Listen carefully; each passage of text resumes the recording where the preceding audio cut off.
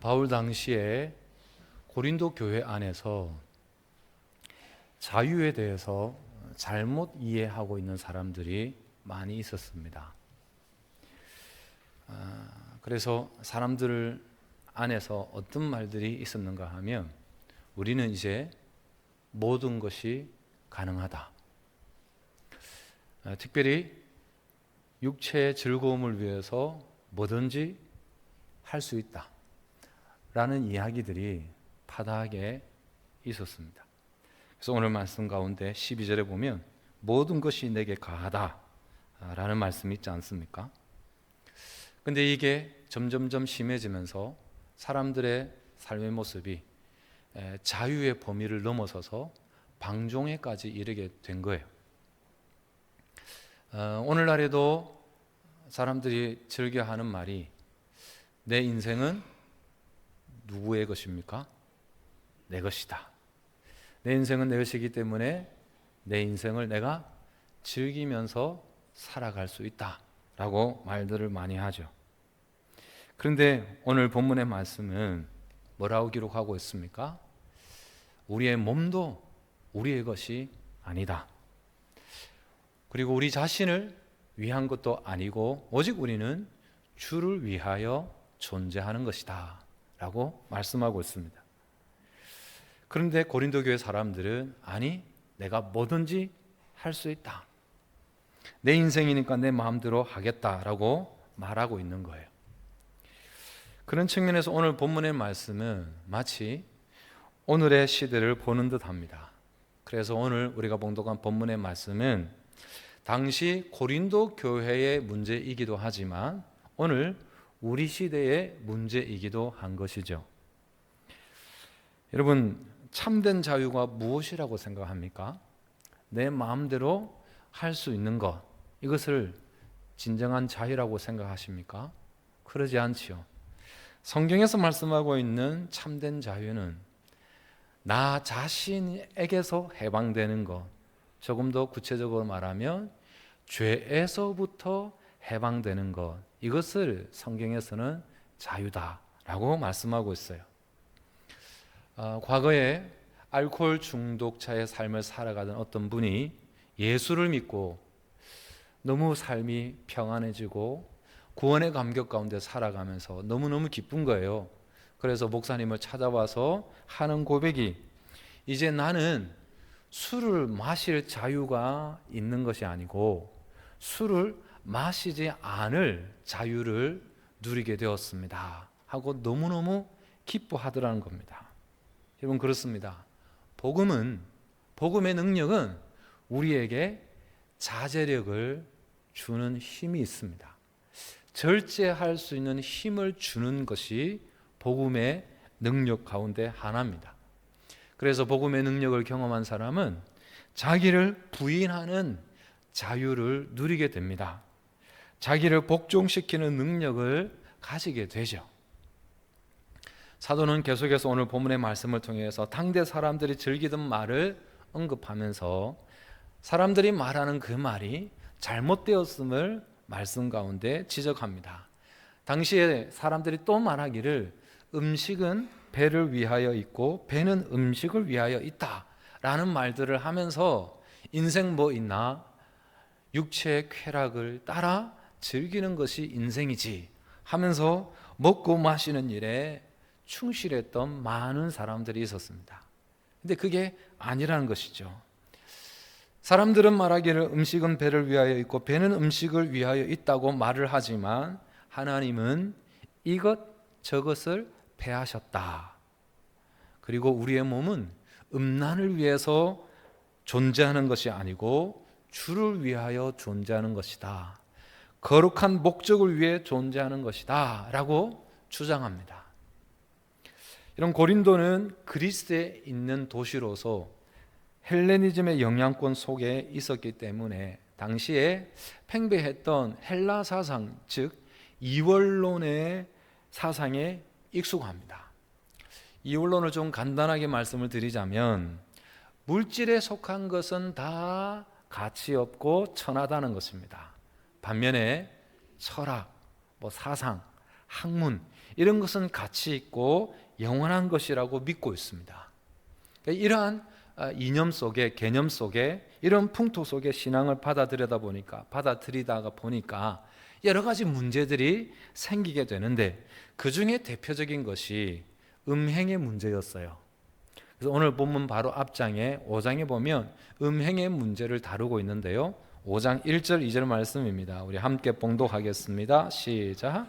너희 중에 심지어 음행이 있다 함을 들으니 그런 음행은 이방인 중에서도 없는 것이라. 누가 그 아버지의 아내를 취하였다 하는도다. 그리하고도 너희가 오히려 교만하여져서 어찌하여 통하니 여기지 아니하고 그 일 행한 자를 너희 중에서 쫓아내지 아니하였느냐. 아멘. 고린도 교회 안에 어떤 일들이 있었다는 겁니까? 이방인들도 감히 행하지 않는 그 음행한 일들을 교회 안에서 행하는 사람들이 있다는 거예요. 더 심각한 것은 그 음행을 행하는 사람을 두고 교회에서 어떤 조치를 취하지 않고 그 일이 심각한 문제라는 문제의식도 가지지 않고 있다는 겁니다. 그러면 왜 고린도 교회가 이 음행한 사건에 대해서 문제의식을 가지지 못했을까요? 앞서 말씀드린 것처럼 이원론적 사상에 젖어 있는 그들이기 때문에 그 바탕 위에 신앙을 받아들이다 보니까 음행의 문제를 크게 신경을 쓰고 있지 않는 거예요. 그러니까 고린도 교회 사람들은 자신들이 신앙을 가지게 되면서 스스로 생각하기를 자신은 이제 영에 속한 존재, 영에 속한 사람이기 때문에 육신을 가지고 지금 살아가고는 있지만 이 육의 일일 뿐이지 이 육신의 일은 천국과 이어지지 않는다, 분리되어 있다라고 생각하는 거예요. 그러니까 그렇게 생각하니까 육신의 즐거움을 따라 살아가도 이게 천국과 분리된 것이라 생각하니까 꺼리낌이 없는 거죠. 그러니까 지금 몸으로 무엇을 해도 자신의 영과는 상관이 없다 생각하기 때문에 쾌락을 따라 살아가는 삶을 멈추지 않는 거예요. 여러분, 예를 들자면 예를 드는 겁니다. 적절한지는 모르겠습니다만 마치 여행 중에 여러분 우리가 숙소를 사용하면 어떻게 됩니까? 여행 중에 숙소를 사용하고 나서 숙소에서 나갈 때 어떻게 해요? 막 정리하고 깨끗이 청소를 다 하고 나갑니까? 아니면 몸만 쏙 나옵니까? 몸만 쏙 나오잖아요. 그죠? 그런 것처럼 우리가 지금 사용하고 있는 이 몸은 아무렇게나 사용해도 천한 것이기 때문에 관계없다는 거예요. 그러나 사도는 우리 몸이 그런 존재가 아니라고 반박하고 있는 거잖아요. 오늘 말씀에 특별히 14절 15절 다시 한번 봉독할까요? 시작. 하나님이 주를 다시 살리셨고 또한 그의 권능으로 우리를 다시 살리시리라. 너희 몸이 그리스도의 지체인 줄을 알지 못하느냐. 내가 그리스도의 지체를 가지고 창녀의 지체를 만들겠느냐. 결코 그럴 수 없느니라. 아멘. 크게 두 가지 내용을 주장해요. 첫 번째, 우리 몸도 예수님이 부활한 것처럼 부활의 몸이라는 거예요. 부활의 몸이 된다는 거예요. 그리고 또 하나는 우리가 예수를 구주로 고백하면서 우리의 몸은 이제 예수 그리스도와 연합되었다, 하나 되었다는 거예요. 거룩한 몸이 되었다는 거잖아요. 근데 이 거룩한 몸을 가지고 함부로 사용하고 쾌락을 즐기며 살아가서는 안 된다는 거예요. 그 당시에 사람들이 생각하고 있는 지금 이 몸은 그냥 일시적으로 사용하고 폐기 처분하는 그런 몸이라고 생각하고 있기 때문에, 천한 것이라고 생각하고 있기 때문에 천한 일을 해도 아무런 꺼리낌이 없다는 생각을 갖고 있는데 그렇지 않다는 거예요. 우리 몸은 예수님처럼 부활의 몸이 될 것이고 또 우리 몸은 예수님과 온전히 연합된 몸이라고, 하나된 몸이라고. 그런데 그 몸을 가지고 어떻게 우리가 음행을 저지를 수 있냐고 바울 사도는 반박하는 거예요.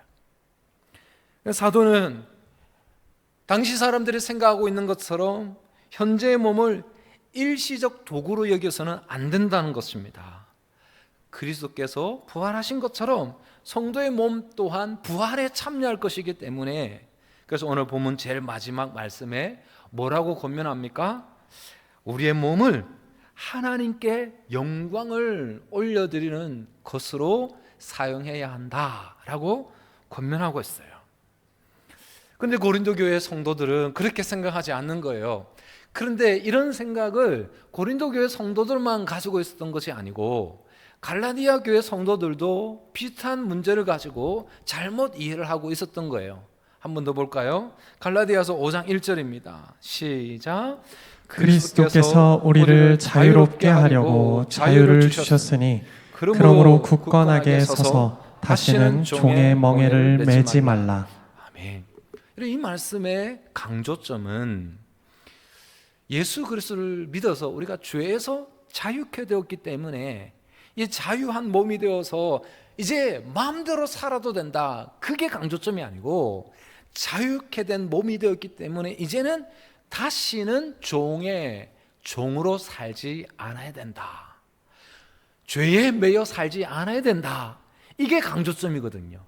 근데 사람들은 자유의 강조점을 두고 이제 우리가 자유케 되었으니 우리 즐기면서 살아가자라고 생각을 하고 있는 거예요. 이게 잘못된 생각이라고 이어서 갈라디아서 5장 13절에 이렇게 또 지적합니다. 함께 봉독합니다. 시작. 형제들아 너희가 자유를 위하여 부르심을 입었으나 그러나 그 자유로 육체의 기회를 삼지 말고 오직 사랑으로 서로 종노릇하라. 아멘. 자유케 되었다고 그것을 가지고 육체의 기회로 삼지 말라는 거예요. 쾌락을 따라 즐기면서 살아가지 말라는 거예요. 오히려 자유케 되었으니까, 죄로부터 자유케 되었으니까 이제는 죄가 명하는 대로, 죄가 지시하는 대로 살아가지 않고 그것을 거부할 수 있는, 의를 선택할 수 있는 자유가 주어졌으니까 이제는 다시는 죄의 종의 모습을 가지고 살아가지 말라, 그렇게 권면하는 거예요. 고린도 교회 교인들도 갈라디아 교회 교인들도 자유케 된 것에 대한, 왜 자유케 되었는가, 어디에서부터 자유케 되었는가를 더 중요하게 생각해야 되는데, 단순히 자유케 되었다 여기에만 관심을 갖고 그냥 마음대로 인생을 즐기면서 살아가는 거예요. 그럼 고린도 교회 교인들은 지금 자신들의 정체성을 어떻게 생각하고 있는 것입니까? 앞서 말씀드린 것처럼 그리스 철학의 바탕을 둔 이원론적 사고를 가지고 있기 때문에 지금 자기들이 신자가 되면서, 성도가 되면서 이제 몸의 제한을 벗어난 자유롭고 신령한 존재가 되었기 때문에 몸이 저지르는 일은 자신의 실체가 아니라는 거예요. 자신의 껍질에 불과하다는 겁니다. 또 한번 비유를 하자면 자신들이 입고 있는 이 육신은 지금 옷과 같다는 의미인 거예요. 이 옷이, 육신이 죄를 범한 것은 이 옷이 더러워진 것일 뿐이지 자신들이 더러워진 것은 아니라는 거예요. 그래서 이방인들이 저지르고 있는 그 음행을 저질러도 그냥 입고 있는 육신이 더러워진 것이고 문제인 것이지 자기들의 실체, 영은 전혀 문제가 없다, 깨끗하다, 그래서 관계없다 라고 생각하고 있는 거예요. 앞서 말씀드린 것처럼 자유케 되었다라고 할 때 방점, 핵심이 어디 있느냐? 죄로부터 자유케 된 것이거든요. 그래서 복음과 성경이 말씀하고 있는, 강조하고 있는 것은 이 육신이 자유케 되었다, 이것을 말하는 것이 아니고, 그래서 육신적인 것에 대해서 마음대로 살아도 된다라는 것을 말하는 것이 아니라 죄에 대하여 자유를 얻게 되었으니까 다시는 죄를 범하는 삶을 살지 말라, 이걸 권면하고 있는 거예요. 사도 바울은 로마에 있는 성도들에게도 동일한 주제를 가지고 권면합니다. 로마서 6장 6절에서 7절입니다. 함께 봉독합니다. 시작. 우리가 알거니와 우리의 옛 사람이 예수와 함께 십자가에 못 박힌 것은 죄의 몸이 죽어 다시는 우리가 죄에게 종노릇하지 아니하려 함이니, 이는 죽은 자가 죄에서 벗어나 의롭다 하심을 얻었음이라. 아멘. 이런 말씀 그대로 비춰주십시오. 말씀 가운데 반복되는 단어가 있습니다. 죄라는 단어예요. 죄의 몸이 죽어 다시는 우리가 죄에게 종노릇 하지 아니하려 함이니. 이는 이라고 말씀되잖아요. 죽은 자가 죄에서 벗어나 의롭다 하심을 얻었습니다. 그러니까 예수님의 죽음은, 우리가 자유케 된 것은 우리 육체의 즐거움을 따라 마음대로 살아가라고 자유케 해주신 것이 아니고 죄로부터 자유케 해주신 것이라 말씀하는 거잖아요. 죄의 몸이 죽었고, 그래서 우리는 다시 죄의 종노릇 하지 않는다는 거예요. 말씀의 의미가 뭡니까, 여러분? 사람이 그리스도인이 되기 전에는, 그러니까 예수를 구주로 영접하기 전에는 죄의 종이었다는 거예요. 그래서 죄의 종이기 때문에 이런 종의 위치는 어떻나요? 주인이 명하는 것에 대해서 말대꾸를 할 수가 없잖아요. 거부할 수가 없잖아요. 주인이 명하면 그냥 그대로 따라야 됩니다. 그게 종의 위치입니다. 과거 우리는 죄의 종이었다는 거예요. 예수를 모를 때는 죄가 시키는 대로, 죄에 이끌리는 대로 그냥 삶을 살았다는 거예요. 우리에게는 자유가 없었다는 겁니다. 어떤 자유가? 죄를 거부할 수 있는, 의를 선택할 수 있는 자유가 없었다는 거예요. 근데 이제는 자유케 되었다는 거예요. 죄로부터 자유케 되었다는 겁니다. 그래서 이제 예수를 믿어서 하나님의 사람이 되었기 때문에 죄를 거부할 수 있는 자유가 되어서 죄를 이길 수도 있게 되었고 거부할 수도 있게 되었다는 거예요. 물론 죄에 여전히 넘어가는 연약함이 우리들에게 있습니다. 그러나 분명한 것은 이제 우리는 적어도 죄를 거부할 수 있는 선택이, 자유가 우리에게 있다는 거예요. 이전에는 그런 자유권 자체가 없었어요. 이제는 우리에게 그런 자유가 주어졌다라는 거예요. 그래서 사도는 이어서 또 로마에 있는 성도들에게 편지하기를 12절 14절입니다. 시작. 그러므로 너희는 죄가 너희 죽을 몸을 지배하지 못하게 하여 몸의 사욕에 순종하지 말고 또한 너희 지체를 불의의 무기로 죄에게 내주지 말고 오직 너희 자신을 죽은 자 가운데서 다시 살아난 자같이 하나님께 드리며 너희 지체를 의의 무기로 하나님께 드리라. 죄가 너희를 주장하지 못하리니 이는 너희가 법 아래 있지 아니하고 은혜 아래 있음이라. 아멘. 이전에는 죄가 주장하는 대로 살아가고 죄에 우리 몸을 맡겨버렸다는 거예요. 근데 이제는 그렇지 않다는, 자유케 되었으니까 이제는 우리의 몸을 하나님께 드려라. 이제는 우리의 몸을 의의 병기로 드려라. 이제는 죄가 우리를 주장할 수 없다는 겁니다. 이제는 우리가 법 아래에 있지 않고 은혜 아래에 있기 때문에 우리가 하나님께 우리의 몸을 드릴 수 있는, 우리의 삶을 드릴 수 있는, 의의 병기로 드릴 수 있는 자유가 우리들에게 주어졌다라고 말씀합니다. 성경은 이것을 가지고 자유자라고 선언하고 있는 것입니다. 그래서 사도 바울이 내게 모든 것이 가하다라고 할 때 이것을 강조하는 거예요. 이전에는 죄가 이끄는 대로 살았지만 이제는 죄를 거부할 수 있고 아니라 말할 수 있고 내 삶을 하나님께서 기뻐하시는 의의 삶을 드릴 수 있는 그 선택이, 그 결정이 나에게 주어졌기 때문에 이제는 죄와 상관없이 내 마음이 이끄는 대로 살아갈 수 있다. 모든 것이 가능하게 되었다라고 고백하는 거예요. 그런데 사도는 그렇게 모든 것이 가능하게 되었지만 나름 자기가 가지고 있는 기준을 갖고 살아가고 있다고 이어서 말씀하죠. 12절 말씀 우리 상반절 함께 봉독하실까요? 시작.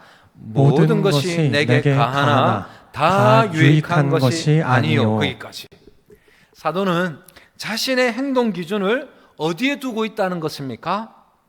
자신이 어떤 일을 하려고 할 때, 어떤 말을 하려고 할 때 이것이 나에게 유익이 되는가? 이것이 교회 공동체에 유익이 되는가? 이 행동이 하나님 나라의 유익이 되는가? 이것을 자기의 기준으로 삼고 살아가고 있다는 거예요. 자유케 되어서 마음대로 인생을 즐기며 살아가지 않고 뭐든지 할 수 있는 자유함이 있는데, 그 자유함은 어디 안에서 사용한다는 거예요? 이 일이 나에게 유익하다면 그 자유 안에서 삶을 살 것이다 라고 고백하고 있습니다. 사랑하는 성도 여러분, 특별히 사도는 이 유익, 이익을 어디에 더 기준을 두고 있을까요? 영적인 이익이겠죠. 그죠? 뭐 자기 개인적인 육적인 면의 이익도 물론 생각하겠죠. 그러나 사도는 이것이 영적으로 나에게 얼마나 유익한가, 그것을 기준으로 어떤 일을 하고 어떤 행동을 한다라는 것이죠. 사랑하는 성도 여러분, 우리가 어떤 행동을 하기에 앞서서, 어떤 말을 하기에 앞서서 이것이 영적으로 나에게 유익한가? 이것이 상대방에게 유익한가? 이 행동이 교회 공동체에 유익한가? 그렇게 기준을 갖고 우리가 이 땅의 삶을 살아가면 적어도 우리는 삶을 살아가는 중에 후회하거나 실수하거나 또 다른 사람에게 상처를 주는 일은 없을 거예요. 사도는 그런 분명한 기준을 갖고 믿음의 삶을 살아간다는 거예요. 여러분, 이처럼 우리가 어떤 일에 분명한 기준을 가지는 것이 특별히 유익할 때가 있는데요. 십계명과 같이 명확하게 말씀하는 그런 부분에 대해서는, 영역에 대해서는 우리가 특별한 갈등을 하지 않습니다. 예를 들어서 여러분, 누군가가 우리들에게 그런 일을 얻겠지만 살인, 간음, 도둑질, 거짓, 그것을 하라고 한다면 우리는 분명히 거절할 수 있지 않겠어요? 너무나 명확하잖아요. 하나님께서 십계명 가운데 하지 말라고 말씀하신 것이기 때문에 기준이 너무나 분명합니다. 그래서 우리는 특별히 갈등하지 않습니다. 해도 되는가? 그런 생각 자체를 안 합니다. 너무나 분명하기 때문에. 반대의 경우도 있잖아요. 하나님 말씀을 읽고 기도하고 예배를 드리고 전도를 하고 그런 일을 누군가 우리에게 하자고 하면 너무나 좋은 일이고 하나님께서 기뻐하시는 일이기 때문에 뭐 갈등하지 않습니다. 할 수 있으면 같이 하잖아요. 그죠? 그런 일을 하면서 갈등하면 이게 과연 좋은 일인가? 생각 안 하잖아요. 오늘 이 시간 예배 자리에 오신 여러분들, 오늘 눈을 떴는데 주일 아침인데 오늘 내가 예배를 드리러 갈까 말까 갈등하신 분 없지요? 그렇죠? 당연히 오늘 주일이기 때문에 예배당에 와서 예배를 드려야지 갈등 자체도 안 했잖아요. 물론 한두 분은 갈등 중에 그 갈등을 이기시고 오신 분이 한두 분이 저쪽에 앉아 계신 분이 있을 것 같은데, 이 분명한 기준이 있을 때는 누가 봐도 이거는 갈등할 이유가 없는 일들일 때는 결정할 때 어렵지 않아요. 그런데 우리가 어려운 것은 이 일이 분명히 옳은 것도 아니고 분명히 잘못된 것도 아닌, 표현이 좀 그런데 중간 지대의 일을 하려고 할 때는 좀 갈등이 돼요. 그죠? 예를 들어 여러분, 잠을 자는 것은 늘 옳은 것입니까? 늘 잘못된 것입니까? 아니잖아요. 그죠? 옳을 수도 있고 잘못일 수도 있는 일이잖아요. 특별히 목사의 직업을 가진 저로서는 지금 목회를 지금까지 해오면서 저의 경험상 잘 수 있을 때 자두는 것이 저의 신상에 좋습니다. 여러분, 저는 생각보다, 여러분 보실 때는 그렇지 않을 것 같은데 생각보다 예민하거든요. 특별히 피부에 있어서 굉장히 예민합니다. 예민한 사람이 피부를 그 따위로 관리하냐고 그렇게 생각할 수도 있겠는데, 여러분, 저는 수면을 제대로 취하지 못하면 틀림없이 생겨나는 게 있습니다. 헤르페스라고 아십니까 여러분? 단순 포진이 항상 입술 주변에서 생깁니다. 그래서 저는 잠을 잘 수 있을 때 최대한 자려고 노력을 하고요. 가끔은 늦잠을 잘 때가 있어요. 한 달에 한두 번 정도는 늦잠을 자야, 그래야 문제가 생기지 않아요. 여러분들도 아마 그렇게 생각하고 있을 거예요. 내가 아무 생각 없이, 아무 신경 쓰지 않고 늘어지게 자고 싶다라는 생각들을 다 가지고 있잖아요. 그죠? 네, 그렇다고 좀 말씀을 해주시면 감사하겠습니다. 다 한 번쯤은 생각해요. 그래서 늦잠 자는 것도 때에 따라 유익한데, 근데 여러분 이 늦잠이 계속 반복되면 어떻게 됩니까? 게으름이 틈타게 돼요. 늦잠 자는 것 자체는 문제가 아닌데, 늦잠 때문에 내가 어떤 일을 하지 못하거나 문제가 발생이 되면 늦잠 자는 것이 문제인 거잖아요. 그죠? 그래서 될 수 있으면 늦잠을 자지 않으려고 하는 거예요. 이처럼 여러분, 우리가 인생의 여러 가지 문제들 중에 애매한 거, 이게 해야 될지 말아야 될지 그런 상황에 놓였을 때 사도가 가지고 있는 이 기준을 가지고 적용을 하면 후회하지 않는 거예요. 이 일이 나에게 유익한가? 특별히 영적으로 유익한가? 이 일이 교회 공동체에 유익한가? 그렇게 생각을 해보면 결정을 생각보다 쉽게 할 수 있고, 결정을 내렸을 때 후회하지 않을 수 있는 거예요. 사도는 자유케 되고 나서 뭐든지 할 수 있다, 가능하다.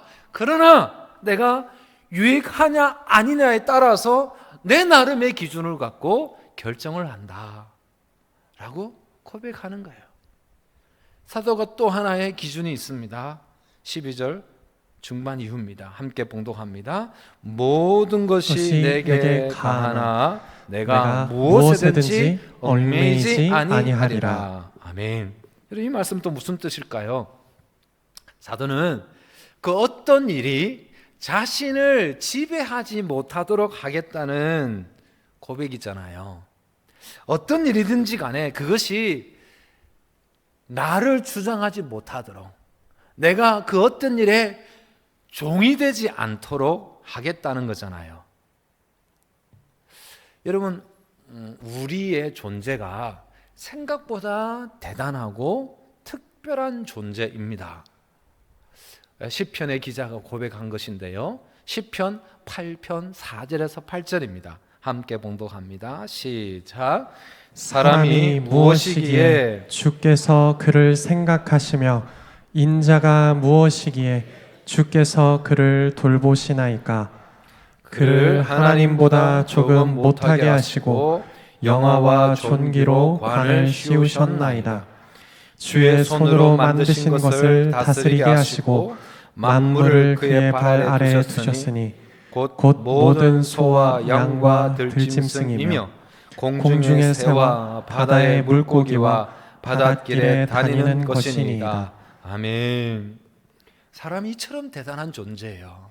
사람이 무엇이라고 하나님께서 당신의 독생자를 보내셔서 그 아들을 통해서 사람을 영화롭게 하는지, 사람에게 어떻게 이 세상 만물을 다스리는 권한을 주셨는지, 사람이 이처럼 특별한 존재, 대단한 존재입니다. 그런데 이렇게 특별하고 대단한 존재임에도 불구하고 사람들이 때로는 너무나 연약해요. 아주 사소한 것 때문에 무너지고 실패하는 인생이 얼마나 많이 있습니까? 참으로 안타깝지요.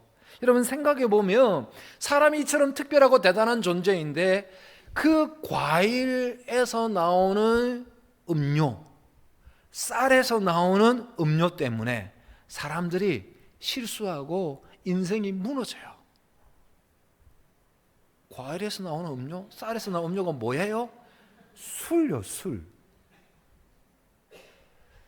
우리가 이렇게 특별한 존재인데 그 술을 절제하지 못해가지고 인생이 무너지고 가정이 무너지는 가정들 얼마나 많이 있어요. 그리고 담배를 끊지 못해서 건강을 잃고 죽음을 맞이하는, 그래서 주변의 사람들을 안타깝게 또 불행하게 만드는 사람들이 또한 얼마나 많이 있어요. 그렇게 특별한 존재인데. 그리고 어떤 사람들은 TV를 목자로 삼고 TV가 말하는 것, TV가 보여주는 것, TV에서 하는 것은 뭐든지 자기도 해야 되고 하고 싶어하는, 그래서 TV에 나오는 그 드라마의 주인공 같은 인생이 되지 못하는 자신의 인생을 비관하는, 이런 드라마는 드라마잖아요. 그게 현실이 아니잖아요. 물론 그런 삶을 살아가는 사람들이 가끔 있습니다만은 그럴 수는 없잖아요, 대부분의 사람들이. 그런데 TV가 목자가 되어서 TV가 말하는 대로, 보여주는 대로 살고 싶어하는 그런 사람들이 얼마나 많습니까? 하나님은 인간이 하나님께서 창조하신 이 아름다운 이 만물을 다스리도록 그렇게 계획하셨는데, 오히려 그 인간은, 그렇게 특별하고 대단한 존재인 그 인간이 그 창조물의 노예가 되는 경우가 얼마나 많이 있습니까? 그래서 우리가 어떤 행동에 앞서서 사도가 가진 기준이 우리들에게도 필요하다는 거예요. 이 일이 나를 속박하고 있는 것은 아닌가, 질문을 수시로 던져야 돼요. 우리는 취미생활을 다 하잖아요, 그죠? 취미생활, 말 그대로 취미생활이잖아요. 취미로 하는 것인데 어느 날 취미생활의 노예가 되어버린 사람이 있습니다. 골프를 취미생활로 시작했는데 골프에 완전 매여서 살아가는 사람들이 마산에는 있잖아요, 그죠?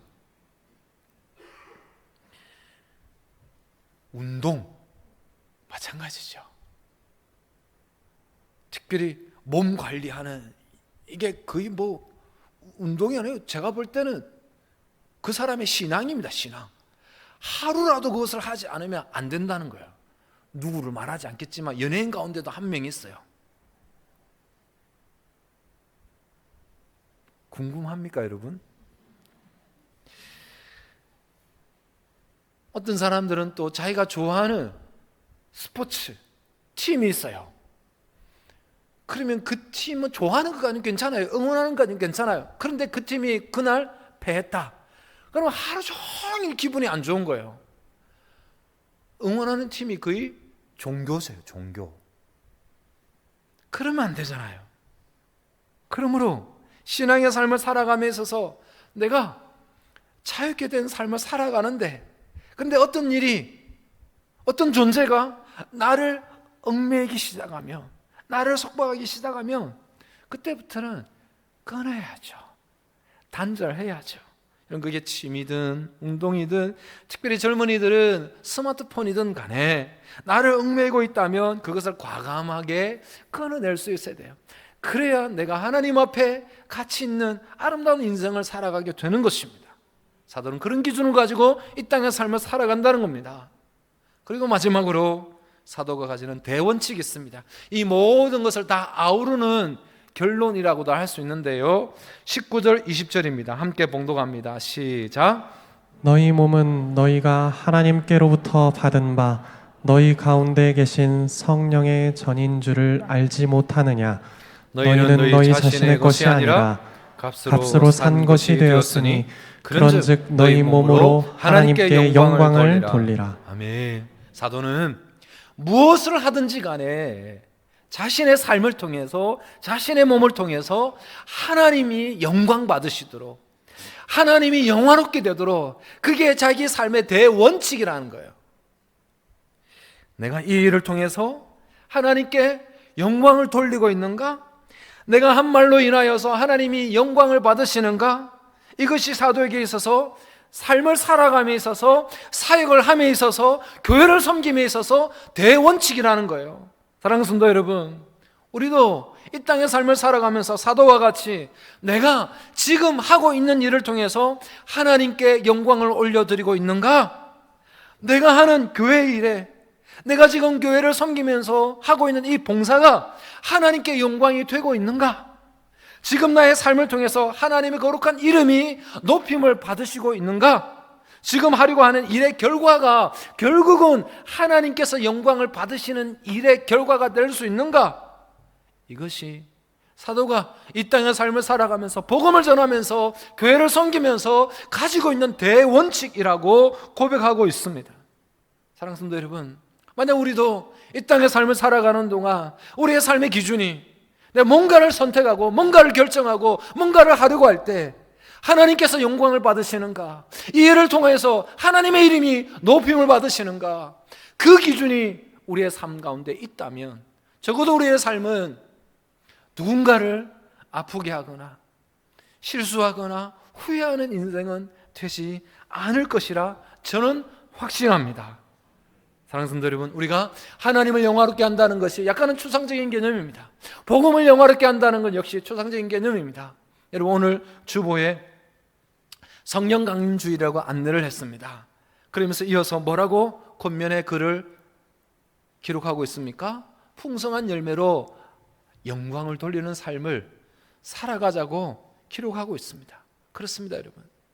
하나님을 영화롭게 한다는 것은 우리가 이 땅의 삶을 살아가면서 삶의 열매를 통해서 하나님의 이름이 높임을 받으시는 것, 그게 하나님을 영화롭게 하는 것입니다. 우리가 예수를 믿는 삶의 흔적을 누군가가 보고, 저 사람 예수를 믿는 사람인데, 저 사람 진영대성교회에 출석하는 사람인데, 저 사람의 삶의 모습을 보니까 참으로 아름답다, 고귀하다, 나도 저 사람의 삶처럼 살아가고 싶다 라고 우리의 삶이 그 누군가에게 본받고 싶은 삶이 된다면 우리의 삶을 통해서 주님이 영광을 받으시는 것이죠.